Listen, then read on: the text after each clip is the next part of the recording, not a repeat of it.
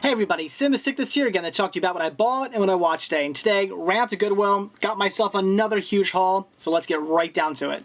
The first haul I picked up was the soundtrack to The Prince of Egypt. Haven't actually listened to this yet, so I can't tell you what I think of it, but I love the movie, trying to get all the soundtracks to all the movies I own, definitely had to get it. So now onto the VHS I picked up. First one I grabbed was Angel 3, The Final Chapter. I've heard of the Angel series. I hear it's pretty cheesy, just a cheeseball action film. I love cheeseball. I love action films. These should be good. I haven't seen Angel 1. I haven't seen Angel 2. So will I watch Angel 3 anytime soon? Maybe. I might wait till I get Angel 1 and 2 first. In fact, they're actually releasing, they're re-releasing Angels 1, 2, and 3 in a triple set. I think like next month or this month or something like that on DVD. So it comes out pretty soon. They're re-releasing them. So maybe I'll pick that up. Not sure. This should be interesting though. It looked pretty cheesy. I just love the cover art also. It's great. I mean, look at that. That just screams cheese. So this should be pretty cool.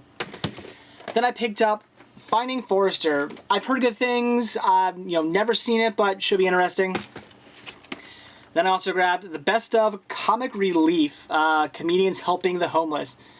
So I've seen some of these on TV. They're pretty good. Love all the comedians in it. I mean, Billy Crystal, Whoopi Goldberg, Robin Williams. Sounds good to me. Like I said, I think we all know what Comic Relief is. I'm sure you've all seen bits and pieces, if not, the whole stand-up they do on, they did a bunch of TV specials, so should be good.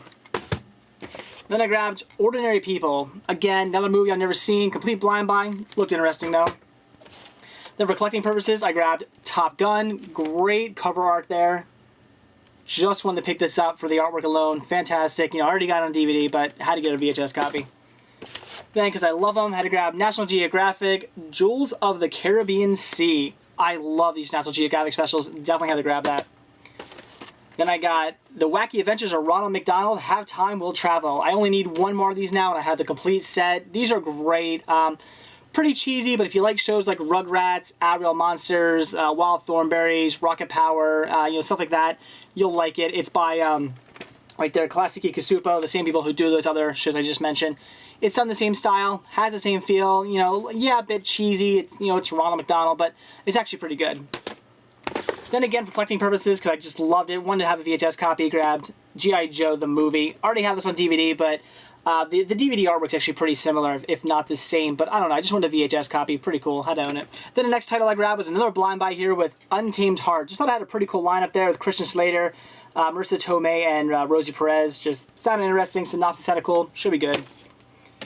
Then, once again, another blind buy, but I love these older titles, and that is Till the Clouds Roll By. Should be good, starring Judy Garland and Frank Sinatra. I mean, sounds good to me. Then this was interesting. This here is Suncoast Motion Picture Company presents Holiday Treasures, the sights and music of the seasons. From what I read here on the back, what it sounds like, basically, it's just a bunch of holiday songs put to scenes from movies, I think. That is what the synopsis on the back makes it sound like. But I haven't actually popped this in yet. I'm not sure. Basically, it just lists a bunch of Christmas songs, but doesn't say what scenes they're put to. So I'm not really 100% sure, what the deal is with this. I'll definitely have to check it out. I might wait till, actually Christmas comes around to see what this is all about. But looks pretty cool. Then, had to get this, and that is Gidget Goes Hawaiian. I mean, it's Gidget. Who wouldn't want that? Then these, I actually have been passing over these for a long time now. I keep coming across them on DVD and VHS, and I just kept passing over them until I finally bought one the other day. And that is these Scholastic video collections here. This here is Chicka Chicka Boom Boom. Now, the reason I kept passing over these, I figured, oh, they're just, newer stuff done for little kids. But when I actually watched them, a lot of the animation, a lot of the cartoons on here and stuff like that were actually animated from like the 60s and 70s and 80s and 90s even. Yeah, some were 2000s, which weren't that great, but everything pretty much from like the 90s back was really good, well done animation. It's basically just they're animating the stories to like children's books, and these are actually pretty good, surprisingly. If you like animation, I'd recommend you guys grab these. Then one I've heard of and never seen, and that is Love Potion number 9. The synopsis sounded cool. Should be a good watch. And the last title I grabbed was another board game, because I'm really getting into all these movie-related board games that I've been finding lately. The wife and I were having a blast playing them, so I had to grab this. It was only $2.97, and that is Director's Cut, the Ultimate Movie Game. Sounded pretty cool from what I read. Looking forward to playing it for $3. Definitely had to grab it. So that's it for what I bought today. So now into what I watched. And today I'm actually moving some stuff around in my room. Not really rearranging everything so much, but just switching out some shelves and changing up the way I display my VHS tapes. And that's basically the gist of it. I'll have a video for that in maybe a couple days or like next week or something to show off what I did in my room. But because of that, I really didn't want to put anything in that I'd have to like watch a movie that I had to like really focus on, like something new or just something I haven't seen much. Just wanted to put something in that I could just kind of watch and listen to. So I decided to make today a commentary day. Just putting some commentaries in, because with commentaries you don't need to actually sit down and watch it. You can just kind of watch and listen, especially if it's a movie you've seen a lot. So the first Halloween Horror-thon title tonight was the commentary for The Haunted Mansion. Now, I wasn't really thinking I'd want to watch this for a while. I knew this had commentary on it. You know, I love this movie. And at first I actually thought I was just going to put this in and just kind of let it run and sort of watch and listen to it, since I've seen this movie 100 times. But I decided, you know what, I love the movie. I love the Disney attraction. It's my all-time favorite attraction at Disney World. When the wife and I go to Disney World, I must ride this ride like 100 times. So I thought, you know what, I'm going to check out the commentary. You know, I might actually be interested in learning about it, since, again, I am a fan of the movie and I'm a big fan of the ride. And the commentary, it was okay, mediocre, nothing fancy, but as a fan of the movie, as a fan of Disney, as a fan of the ride, and the attraction at Disney World itself, I actually really enjoyed it. They just taught you, it's your typical commentary. You learn about what was done during the movie, how things were done, how they were done, why they were done. But then they also talked a little bit about the attraction and why they threw certain parts, like certain things in the movie, what they got from the attraction, what they pulled from the attraction, what they sort of changed, they did talk a bit about the actual attraction itself, which I thought was pretty cool. So the commentary for this was just, it was mediocre, but if you're a big Disney buff, you love Disney World, then it's definitely something worth checking out. And the last Halloween Horror-thon title tonight was the commentary for The Texas Chainsaw Massacre 2. This is one of my all-time favorite movies right here. This is my all-time favorite Texas Chainsaw Massacre movie too. Don't get me wrong, the first one is completely brilliant. Love the original Texas Chainsaw Massacre. But if you know me, I love cheese, and this movie is so damn cheesy. I mean, Dennis Hopper and Leatherface in a chainsaw battle, it doesn't really get much better for me than that. So this movie is brilliant, and it also has a fantastic commentary. This is the kind of commentary I like. You take a bunch of the cast, you stick them in a room, they watch the movie, and they talk together. Love that. I hate when they put a bunch of different people talking, like they record one person's and record another person's, and then do the commentary like that. No, never works. When they actually sit everybody down, they all talk and interact with each other, it's great, and that's what they did. This actually has 2 commentaries on it. I didn't watch the first one. The first one is Tobe Hooper and David Gregory, but I watched the commentary with Bill Moseley, Caroline Williams, and Tom Savini. That's the one I watched. And it was great.